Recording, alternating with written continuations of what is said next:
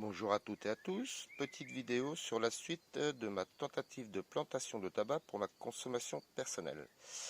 Alors si vous voulez voir une belle vidéo sur la plantation, enfin la culture en totalité du tabac de façon plus industrielle, vous pouvez aller voir Culture de tabac en Alsace sur YouTube. Et là, il vous montre vraiment tout de A à Z. Et puis, ça montre des trucs qu'on pense pas forcément, que j'ai pas forcément vu sur YouTube ou ailleurs. Donc, les semis, je les avais fait le 23 janvier. Je pense que je vais attendre mi-mars si j'en refais l'année prochaine. Parce que 23 janvier, ça fait, même si ça marche très bien, en fait, c'est beaucoup trop tôt pour. Après, il y a trop de temps d'attente pour pouvoir les mettre en terre sans qu'il y ait de risque de gel ou des trucs comme ça. Donc là, ici, dans la serre blanche, j'ai en tout 20 pieds de Virginia, donc le blond, que j'ai mis en terre le 1er mai. Donc c'était déjà un petit peu trop grand à mon avis déjà, mais bon, je pouvais pas mettre avant. Et le 1er mai, il risquait encore d'y avoir des gelées, mais dans cette serre, j'ai la possibilité de mettre un petit chauffage hors gel, donc j'ai tenté le coup, et puis du coup, le chauffage hors gel, je m'en suis pas servi. Donc alors, pour la plantation, c'est tout bête, hein, j'ai fait un trou. Dans le fond, j'ai mis du granulé solabiol, et puis j'ai mis mes godets dedans. Et moi, comme dans tout mon jardin, je suis en arrosage automatique, et en plus, j'arrose en profondeur, pas en surface, comme je vous montre sur mes autres vidéos. Alors ici, les trois petits, là, en fait, c'était des doublons que j'avais dans les pots que j'ai plantés. Donc je les ai délicatement enlevés pour voir s'ils allaient survivre. Et je les ai replantés en pot et bon, donc là ça repart. Là il m'en reste un grand, un Virginia. Donc c'est pour vous montrer à peu près à quoi ça ressemblait quand j'ai planté les derniers en extérieur. Vous voyez là c'est quand même beaucoup trop grand. Et puis on voit qu'il commence à fatiguer un petit peu, mais il résiste quand même. Sinon les autres en extérieur, je les ai plantés. C'était la semaine dernière, donc c'était autour du 20. Donc dans la serre, j'ai eu un gros problème quand je les ai transplantés, enfin quand je les ai plantés. Je vais vous montrer ça. Donc juste après la plantation, en fait, j'ai mes plants qui se sont fait attaquer. J'ai pensé que c'était des limaces, j'ai mis de l'anti-limace, mais non. J'ai vu que j'avais des fourmis, mais c'était pas les fourmis non plus. Après, je me suis aperçu que dans ma serre, partout, j'avais des petits trous comme ça. Je pensais que c'était des gouttes d'eau, parce que là-bas chez FU, je pensais que c'était des gouttes d'eau qui avaient fait les petits cratères. Et en fait, non, je suis tombé sur une petite bestiole. Alors, c'est noir, ça fait 2 mm.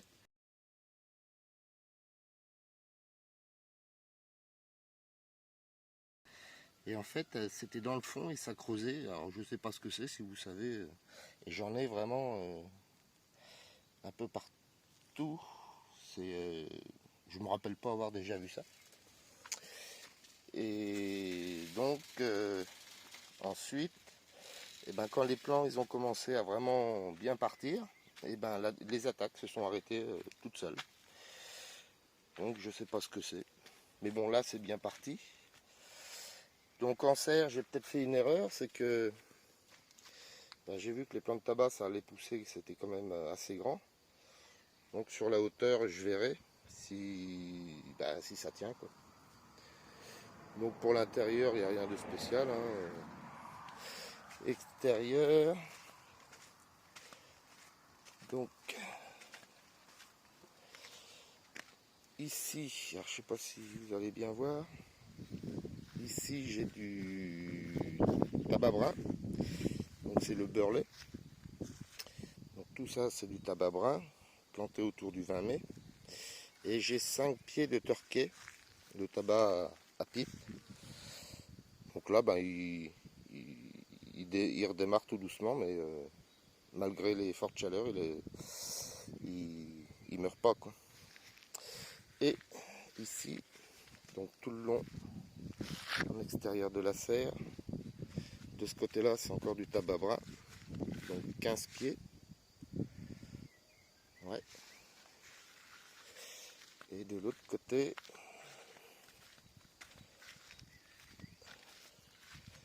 donc ici encore 15 pieds de blond. Donc pareil, arrosage automatique.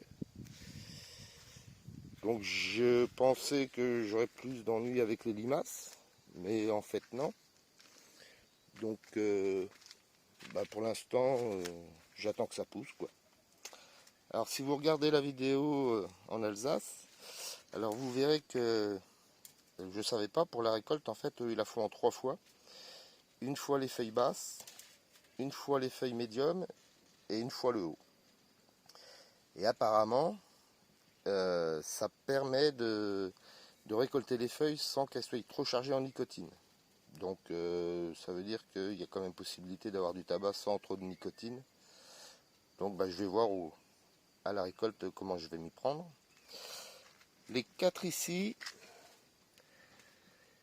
donc je vais faire comme cette terre rouge en Lozère.